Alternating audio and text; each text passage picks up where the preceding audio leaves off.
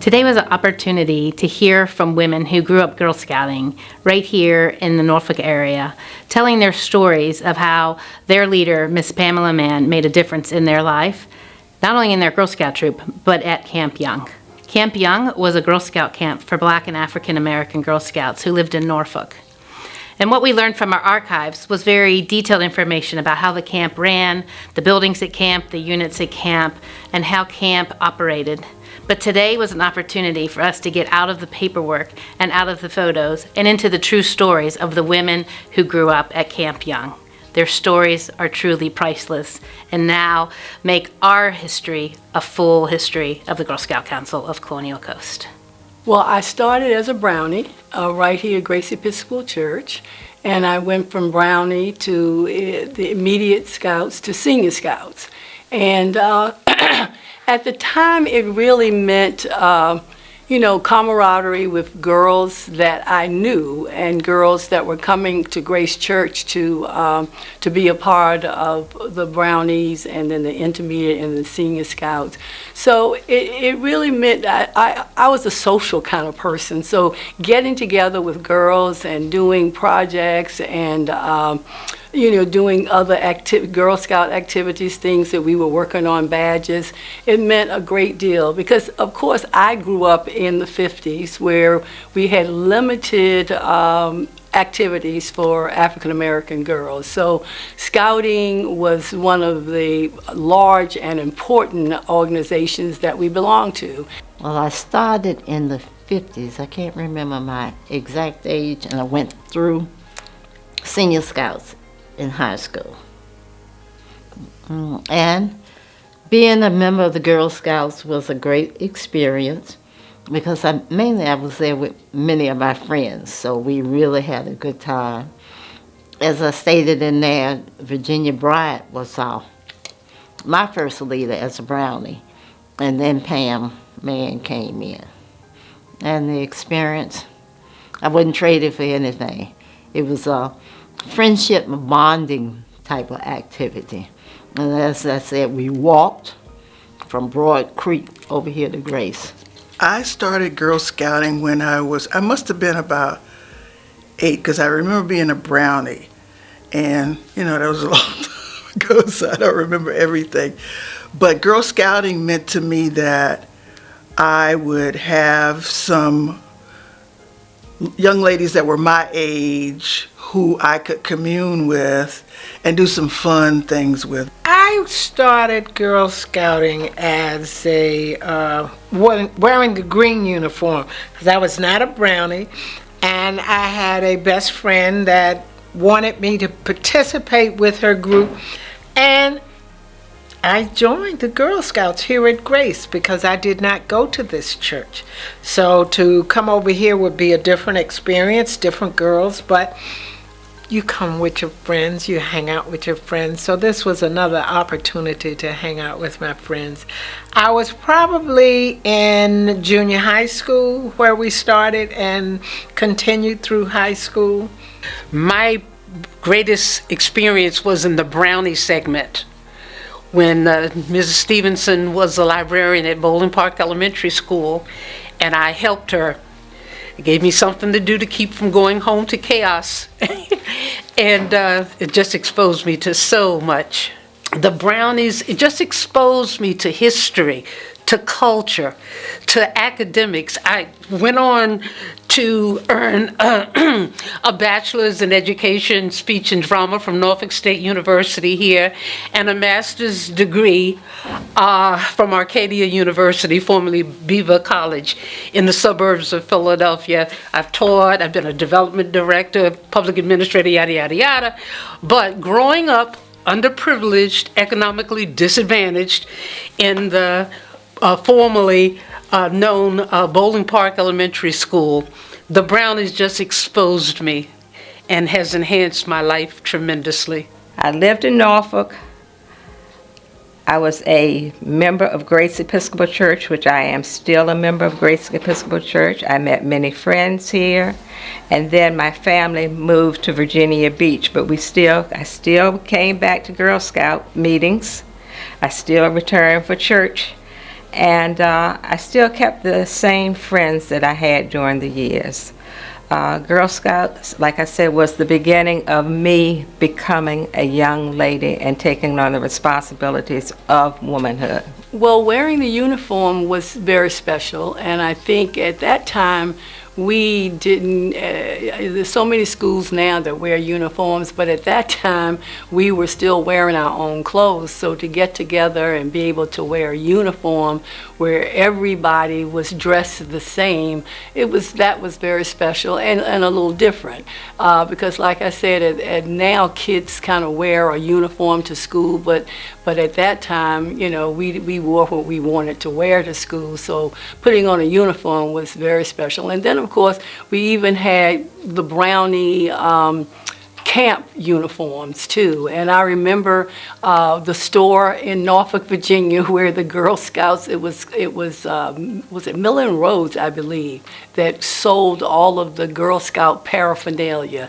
And so it was always a treat, even getting the things that we needed, and even at camp, you know, getting at least one uniform outfit that we would wear sometimes on Sundays, that we would dress in our camp shorts and hat. And Camp Young, I cannot remember exactly what year I went to Camp Young, but I'll never forget Camp Young because it was the only time that I did that outdoor experience coming from the inner city of Norfolk, Virginia. And just the idea of it was enticing. And then when I got there, it was all about nature and hearing, you know, the frogs and the birds and swimming in the I think they had a pond or something out there. But it was I remember it was in Chesapeake, but at that time it just seemed like it was far, far away. The walks to the cabin, just the visual of the cabin. After you've left your home, the first visual of the cabins, oh, this is quite rustic. Of course, that was not the word I used then, but we settled on in. It was a fascinating experience for a young girl to experience on her own, away from home. But I enjoyed the hiking. I enjoyed just the walk to the hole in the ground where we did our water activity. That was a hike. So it was to get to these different points and do your different activities at different areas in the camp. And you felt a sense of freedom, but you also had a sense of responsibility and understanding. You know, you had to follow the rules, and using all of the Girl Scout code as a way of interacting with some of the girls you didn't know that were there. So you got to meet new people. Camp Young was my first income-producing job. I was hired as a camp counselor. I must have been around 16 years old, wherein some of my peers had gotten jobs years earlier, and I just felt so insecure because I'd never worked anywhere other than babysitting or helping out, you know, around my community. So that was my first time of employment as a counselor at Camp Young. And Camp Young was like going to another world. But for me, I guess that one experience, outdoor experience, was really impactful. Learning the Girl Scout laws and the procedures, that was really impactful. And because in a time in the United States when it was really a lot of turmoil, we had the Girl Scouts to come to on Saturdays, I think. Well, the values that I gained there, I piggybacked off of the values I learned at home. How to get along with people, what's the difference between right and wrong, really how to treat people, no matter who they were, and to respect the older people in our lives. I want to say it showed me compassion, being helpful to others, and just being caring for others.